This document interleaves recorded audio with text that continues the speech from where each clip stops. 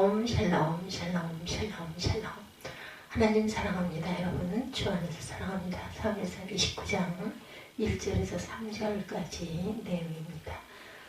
블레셋 사람들은 그들의 모든 군대를 아벡에 모았고 이스라엘 사람들은 이스라엘에 있는 셈 곁에 진쳤더라. 블레셋 사람들이 수령들은 수백 명씩 수천 명씩 인솔하여 나아가고 다윗과 그의 사람들은 아기스와 함께 그 뒤에서 나아가더니 블레셋 사람들의 방백들이 이르되 이 히브리 사람들이 무엇을 하려는 하니 아기스가 블레셋 사람들의 방백들에게 이르되 이는 이스라엘 왕 사울의 신하 다윗이 아니냐. 그가 나와 함께 있은지 여러 날 여러 해로되 그가 명명하여 온 날부터 만명하여 온 날부터 오늘까지 내가 그의 허물을 보지 못하였노라. 모든 인간이 가지고 있는 공통된 한계 중에 하나는 미래에 대해서 알 수 없다는 것입니다. 그 사실을 누구나 잘 알면서도 그 미래에 대해 알고 싶어하는 호기심을 버리지 못하기 때문에 우주과학 시대에도 점술사들이 일간지에 많은 돈을 들여 광고를 내고 있는 것을 우리가 볼 수가 있습니다. 미래를 아는 지혜는 인간 영역이 아니라 과거에도 현재에도 또한 영원토록 영존하시는 하나님의 영역입니다. 하나님은 그 같은 인생들을 위해 다만 나침반 하나를 주셨는데 그것이 바로 하나님의 말씀인 성경이죠. 물론 성경 말씀에 기록된 인물이나 사건은 최소한 2000년 전의 과거사이지만 영원하신 하나님은 그 과거 역사 속에 우리의 미래를 예고하셨습니다. 믿음의 눈으로 성경에 기록된 과거의 역사를 살펴보면 그 안에 우리의 미래가 예고되어 있음을 발견하게 되죠. 하나님의 자녀들이 세상에서 때로 핍박과 오해를 받을지라도 낙심하지 말고 약속된 말씀을 따라 살면 반드시 은혜와 축복을 받게 될 것을 예고하셨고 하나님의 말씀을 역행하는 삶을 살게 되면 현재는 비록 형통한 것 같아도 결국에는 자신의 힘으로 극복할 수 없는 고난과 위기에 처하게 될 것을 예고합니다. 그렇다면 오늘 우리는 그 둘 중에 어느 편에 속한 삶을 살아가고 있는지 성경을 통해서 우리 자신들을 돌이켜보는 시간이 되시기를 바랍니다. 위기를 자초했어요. 다윗이 그동안 다윗의 생활을 살펴보면서 하나님과 동행을 잘했죠. 사람 관계에 있어서 모두 완벽하리만큼 흠이 없는 사람으로 인정을 받을 만한 사람이었어요. 그럼에도 불구하고 찬사 대신 시기한 모함과 억울한 고난을 또한 많이 겪었습니다. 누구보다 다윗을 못살게 한 사람은 왕이었고 또한 그의 장인이기도 한 사울이죠. 그것도 한두 번이 아니라 여러 번 다윗을 괴롭힙니다. 10여 년 이상을. 다윗은 그와 같은 사울왕을 얼마든지 죽일 수 있었음에도 불구하고 하나님의 기름 부음 받은 하나님의 종이라고 또한 죽이기는커녕 미워하는 것조차 두려워했습니다. 전능하신 하나님께서 그와 같은 사울을 치시든지 회개시키시든지 하실 수 있으시거나 하나님의 방관하시는 것처럼 생각될 정도로 굉장히 긴 세월 동안 오랫동안 반복해서 다윗을 죽이려고 하고 괴롭히기도 했죠. 그러나 하나님은 불의한 사울왕의 편이시기 때문이 아니라 누구보다 다윗을 사랑하시기 때문에 후일 사울처럼 변질되지 않도록 연단하시고 훈련하심으로 역대 어느 왕보다 훌륭한 왕으로 오랫동안 이스라엘을 통치를 하죠. 남북을 다. 사울이 아무리 다윗을 죽이려고 정예병 3000명을 풀어 추격을 할지라도 죽이지 못하고 오히려 다윗에게 죽을 뻔한 적이 여러 번 있었습니다. 그것은 다윗이 잘해서가 아니라 하나님이 다윗을 생명싸개로 보호하셨기 때문에 다윗을 일시적으로 괴롭힐 수는 있어도 죽일 수는 없었어요. 다윗만이 아니라 하나님은 어제도 오늘도 하나님의 자녀들을 보호하시고 계심을 성경에서 여러 군데 찾아볼 수가 있습니다. 하나님을 믿는 백성들은 다윗이나 욥이나 바울처럼 억울한 고난을 겪게 될 때 낙심하지 말고 더욱 하나님을 의뢰하고 말씀의 울타리를 넘지 아니할 때 하나님께서 인내하는 자들에게 약속하신 은혜와 축복을 받게 됩니다. 야고보서 5장 11절에 보면 보라 인내하는 자를 우리가 복되다 하나니 너희가 욥의 아내를 인내를 들었고 주께서 주신 결말을 보았거니와 주는 가장 자비하시고 긍휼히 여기시는 자신이라.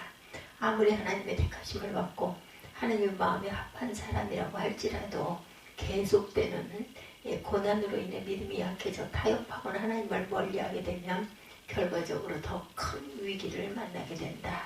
다윗은 과연 어땠을까요?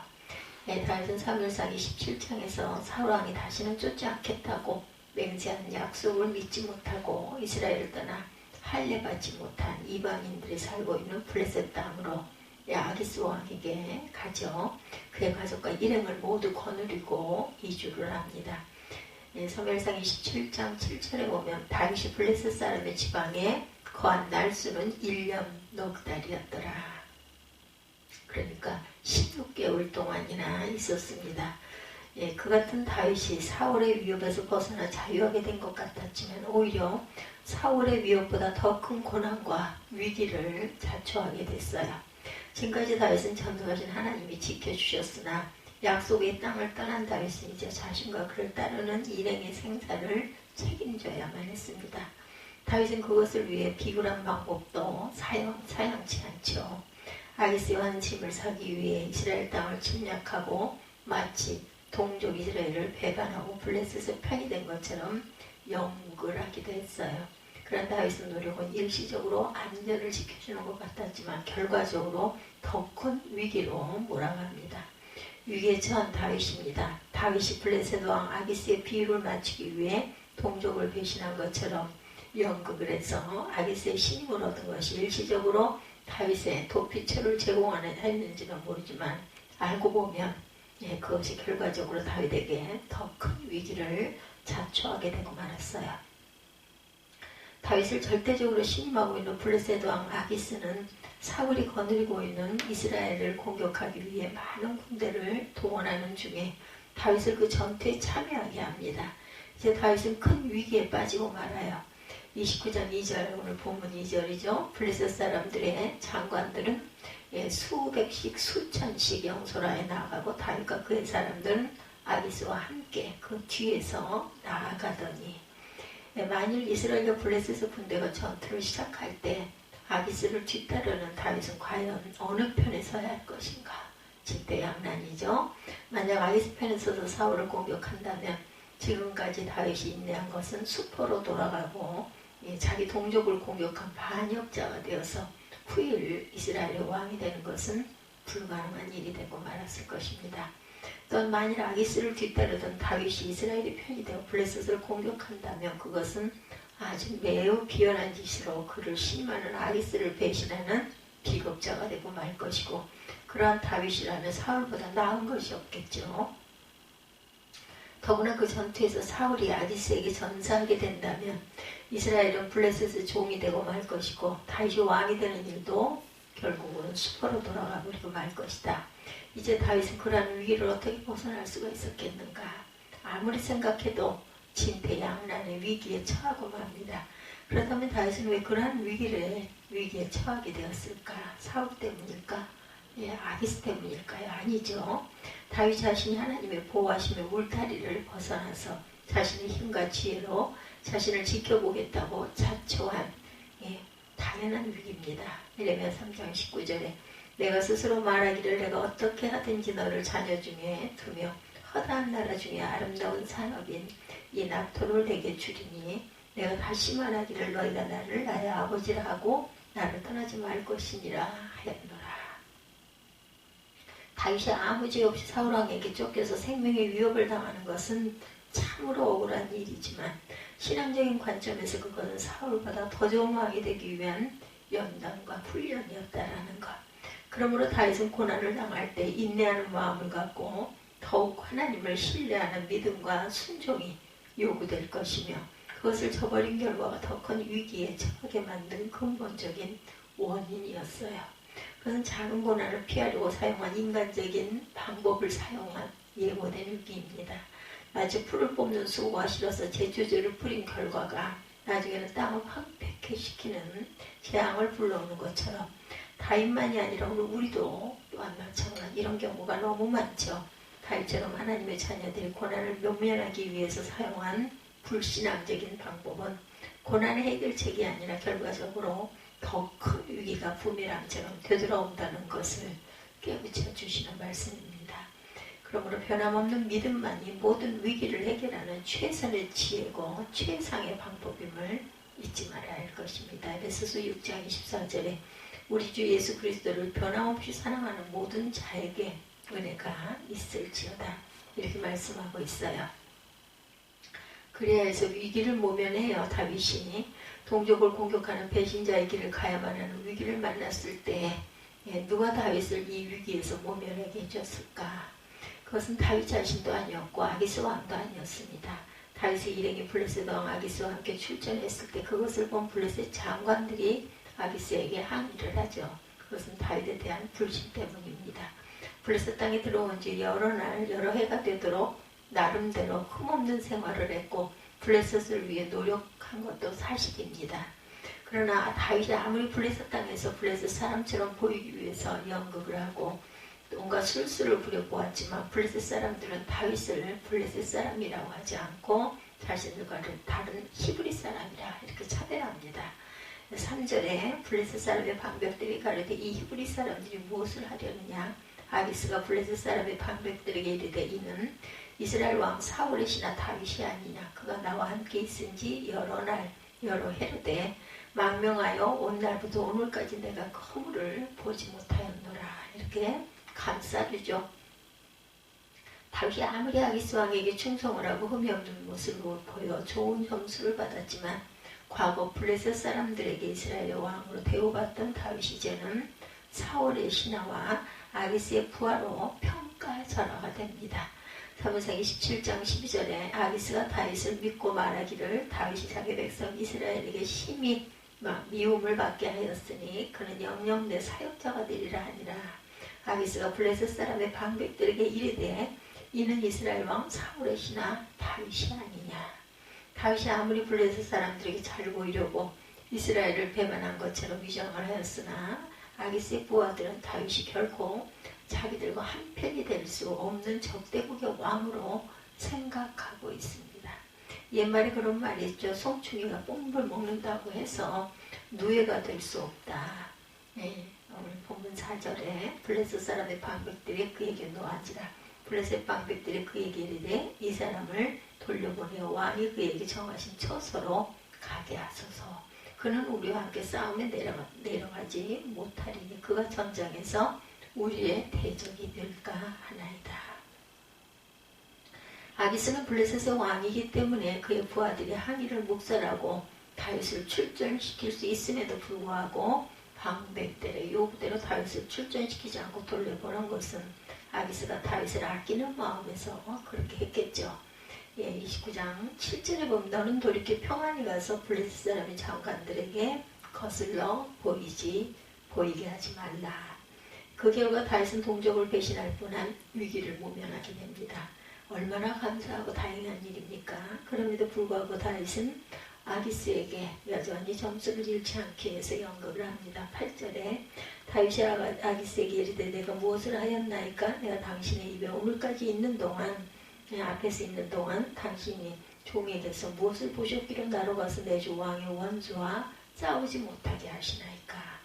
얼마나 위선스러워요. 내심으로는 마음 졸이고 어찌할 바를 몰라 했는데 막상 출전을 못하게 되니까 또 아기스의 비유를 맞추기 위해서 동족 이스라엘을 가리켜 내 주 왕의 원수와 싸우지 못하게 하시나이까 이렇게 표현을 합니다.